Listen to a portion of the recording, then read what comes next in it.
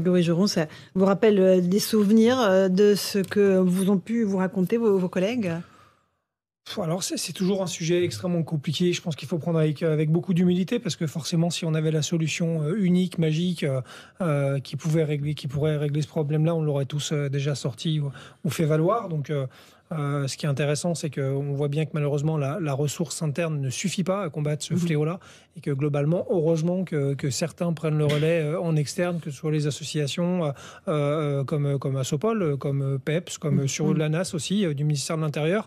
Les syndicats de police ont pleinement leur place aussi parce qu'on fait partie intégrante du plan de mobilisation et de programme de mobilisation contre le suicide.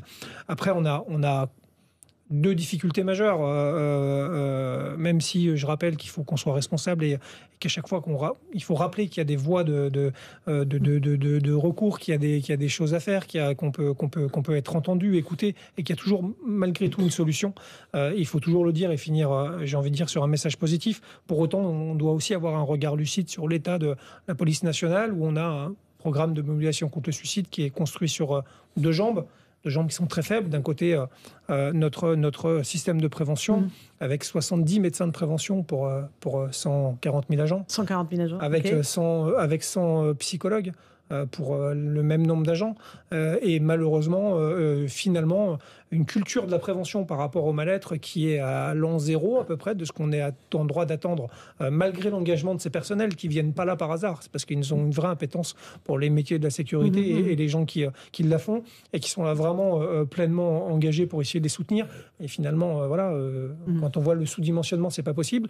Et de l'autre côté, la deuxième jambe, je terminerai, je suis un peu long, je suis désolé. Non, c'est un sujet de l'autre important. côté, la deuxième jambe qui est construite justement sur nos ressources internes de dialogue social, des comités d'hygiène et sécurité, des cellules de veille des risques psychosociaux qui malheureusement sont réglementaires, sont normés, sont cadrés et qui ne fonctionnent pas parce que on n'arrive même pas à les réunir comme elles doivent être réunies régulièrement. Et ça, c'est très inquiétant parce que ça, c'est à la main de l'administration. Ça doit être faisable, c'est pas compliqué.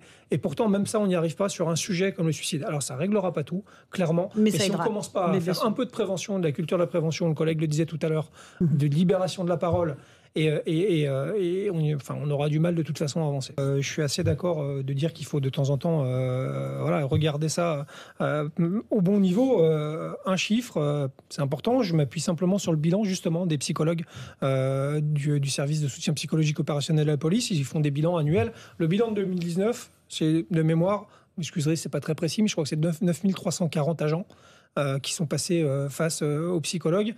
Et globalement, leur bilan fait état surtout de 2 points évoqués en grande majorité par les agents.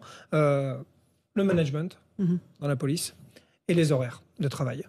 Donc à un moment donné, ces mêmes 2 points sont relevés en 2017 par l'ensemble des secrétaires de CHSCT. Donc on a quand même une ligne assez forte et assez marquée sur ce qui cause vraiment un mal-être policier.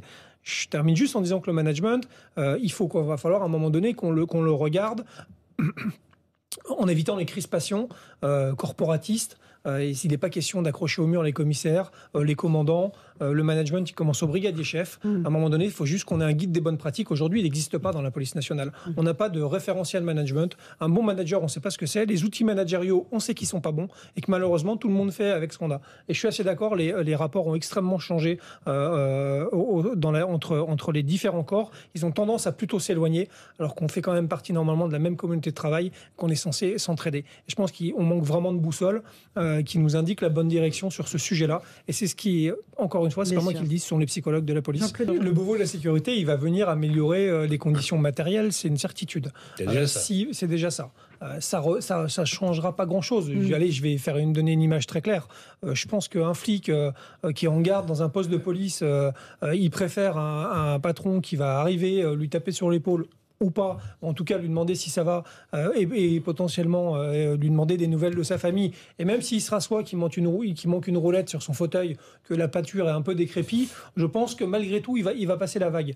Par contre, la même chose dans un poste tout neuf avec de la peinture, mais si le cadre qui rentre lui fait juste une remarque parce qu'il lui manque un galonnage, ce qui n'est pas acceptable pour autant, mais sur la veste, en lui faisant une remarque assez ferme et pas très agréable, il aura beau avoir des jolies roulettes et un joli du fauteuil, je suis pas sûr que ça arrange vraiment les relations. Alors, en fait, on part de là, c'est très simple, mais c'est une réalité. On manque de bienveillance, on manque encore une fois, voilà, de chaleur humaine, oui, mais même si ça doit rester un système hiérarchique, je pense qu'il faut juste dire qu'on est ensemble, encore une fois, dans une communauté de travail et qu'on n'est pas juste à être là verticalement, à attendre que ça nous tombe sur le coin de la figure.